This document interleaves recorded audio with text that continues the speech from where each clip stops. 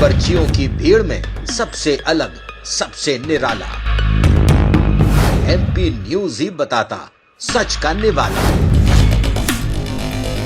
देखेंगे, दिखाएंगे, सबको बताएंगे। चुनावी खबरें, मतलब सिर्फ और सिर्फ एमपी न्यूज। साल 2020 कोरोना के नाम पर चला गया। यहाँ पर कोरोना भी था और सियासत भी थी, और इस सियासत के भंवर में थे वो उपचुनाव जो कि मध्य प्रदेश की सरकार को स्थायित्व देने वाले थे।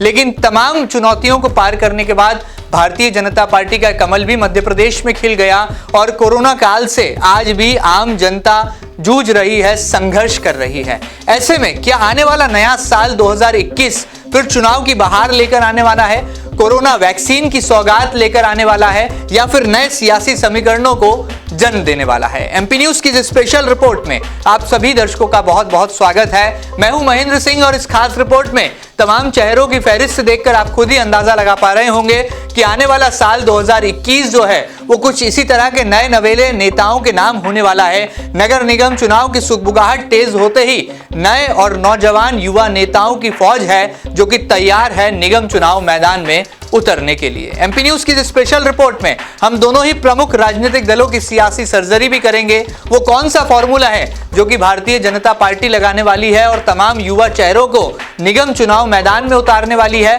और वो कौन सा फॉर्मूला है जो कि कांग्रेस अपनाने वाली है, और जमीनी सर्वे के बाद तमाम नए चेहरों के साथ साथ अनुभवी चेहरों को भी तरजीह देने वाली है। सब कुछ इस खास रिपोर्ट में बताएंगे, और ये भी समझाने की कोशिश करेंगे कि जहां एक और भारतीय जनता पार्टी में कई नए चेहरों का उदय नए साल 2021 में होने जा रहा है। ये एक्सक्लूसिव रिपोर्ट होगी जिसमें आप समझ पाएंगे, देख पाएंगे कि कैसे यहां पर विधायक रमेश मेंदोला के भतीजे रत्नेश मेंदोला का सियासी उदय भी हो रहा है। पूर्व एमआईसी के सदस्य चंदू शिंदे ने अब अपनी सियासत की विरासत को जो है अपने बेटे आनंद शिंदे को सौंप दिया है, तो वहीं पूर्व निगम सभापति राजेंद्र राठौर भी अपने बेटे प्रतीक राठौर को मैदान में उतारने के लिए जमीनी नब्ज को टटोलने लगे हैं। तो वहीं दूसरी तरफ मयूरेश पिंगले, मनस्वी पाटीदार और रोहित चौधरी जैसे कई ऐसे युवा चेहरे हैं जो कि पार्षद बनने को आतुर नजर आ रहे हैं। ये तो कहानी हुई भारतीय जनता पार्टी की, कुछ ऐसी ही सियासी कहानी है कांग्रेस की भी,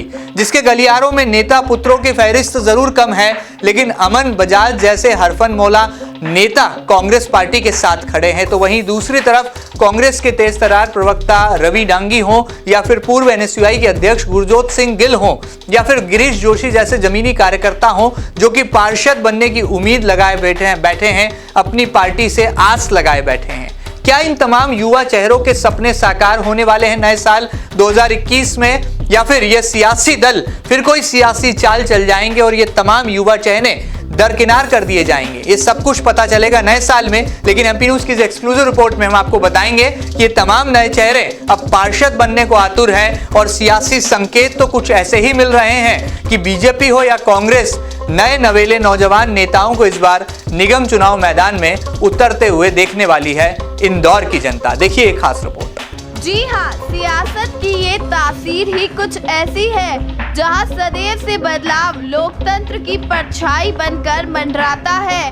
हाल ही एमपी में उपचुनाव हुए और अब नगर निगम चुनाव का बिगुल बजने जा रहा है। नगरीय निकाय चुनावों की सुगबुगाहट के बीच दोनों ही प्रमुख सियासी दलों में चेहरों के चुनाव को लेकर भी समीकरण बनने लगे हैं। जहां भाजपा अब की बार नए नवेले नेताओं को निगम चुनाव मैदान में उतारने के फॉर्मूले पर काम कर रही है, तो वहीं कांग्रेस पार्टी भी सर्वे के आधार पर युवा और बेदाग चेहरों पर दाव लगाने के मूड में नजर आ रही है। बीजेपी नगर अध्यक्ष गौरव रणदीवे इसे लेकर आश्वासत नजर आ रहे हैं और संगठन के फैसले का इंतजार करने की बात कर रहे हैं। तो वहीं कांग्रेस के शहर अध्यक्ष विनय बाकलीवाल को भी सर्वे रिपोर्ट से आस है और नए चेहरों को मौका देने के वो पक्षधर बनते दिख रहे हैं। जो जीतने वाले कैंडिडेट होंगे, जिन लोगों का जनता में प्रभाव होगा, जो लगातार लोगों से संगठन के माध्यम से लोगों के कार्य में जुटे होंगे, ऐसे अच्छे से अच्छे लोगों को हम मौका देने की पूरा प्रयत्न करेंगे। हर शहर के अपने अपने मुद्दे लगते हैं। अब जैसे इंदौर का मुद्दा है तो इंदौर के मुद्दे अलग रहेंगे, जबलपुर का अलग रहेगा, भोपाल का अलग रहेंगे, जहाँ जहाँ देवास हुआ, विदिशा हुआ, सागर हुआ, सबके अपने अपने अलग मुद्दे रहते हैं। और उसके अलावा फिर एक पूरा मध्य प्रदेश का जो भी नगरीय निकाय का हमारी मध्य प्रदेश कांग्रेस कमेटी जो मुद्दे लाएगी उस मुद्दे पर हम चुनाव लड़ेंगे। जो लोग योग्य होंगे, जिन लोगों जो भी संगठन तय करेगा सामूहिकता से निर्णय लेते हुए, जो योग्य लोग होंगे उनको अवसर देंगे। इस बार हम सर्वे कराएंगे, एक निजी कंपनी द्वारा सर्वे किया जाएगा। उसके अलावा हर क्षेत्र में हमारे वार्डों के मध्य प्रदेश कांग्रेस कमेटी द्वारा प्रभारी बनाए जाएंगे, वो खुद भी जाकर सर्वे करेंगे। उस आधार के आधार उस सब चीज़ का निचोड़ निकाल कर फिर प्रत्याशी को टिकट दिया जाएगा। वैसे अब तक टटोली गई नब्ज में भाजपा में युवा मोर्चा के नगर अध्यक्ष मनस्वी पाटीदार, विधायक रमेश मेंदोला के भतीजे रत्नेश मेंदोला, MIC सदस्य चंदू शिंदे के बेटे आनंद शिंदे और मयूरेश पिंगले के नाम प्रमुखता से चर्चाओं में आए हैं। जबकि कांग्रेस में युवक कांग्रेस के लोकसभा अध्यक्ष अमन बजाज, पूर्व NSUI अध्यक्ष गुरजोत सिंह गिल, तेज तर्रार कांग्रेस प्रवक्ता रवि दांगी और गिरीश जोशी नेताओं के नाम पार्षद टिकट के लिए तेजी से उभर कर सामने आए हैं। हालांकि कौन सी पार्टी कितने फीसदी युवा चेहरों को मौका देगी ये तो आने वाला वक्त ही बताएगा। लेकिन इतना तय है कि निगम चुनाव की उल्टी गिनती शुरू होते ही चेहरों के चुनाव और नेताओं के तनाव दोनों में इजाफा होते दिख रहा है। Bureau report, MP news, Indore.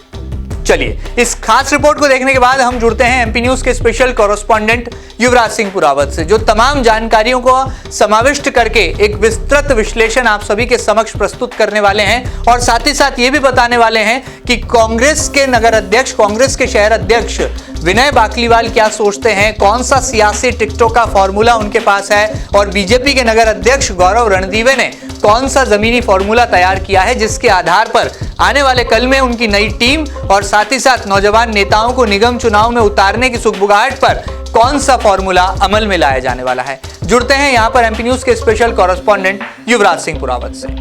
जी हाँ महेंद्र जी, मैं आपको बता दूं कि हाल ही में मध्य प्रदेश में उपचुनाव संपन्न हुआ था, जिसमें कि बीजेपी की प्रचंड जीत हुई थी। जी हाँ, बीजेपी को 19 सीट मिली थी, वहीं कांग्रेस को 9 सीटों से ही संतुष्ट होना पड़ा था, जिसके बाद कांग्रेसी कार्यकर्ता कहीं ना कहीं हतोत्साहित नज़र आ रहे हैं। वहीं बीजेपी कार्यकर्ता का कॉन्फिडेंस 7वें आसमान पर है।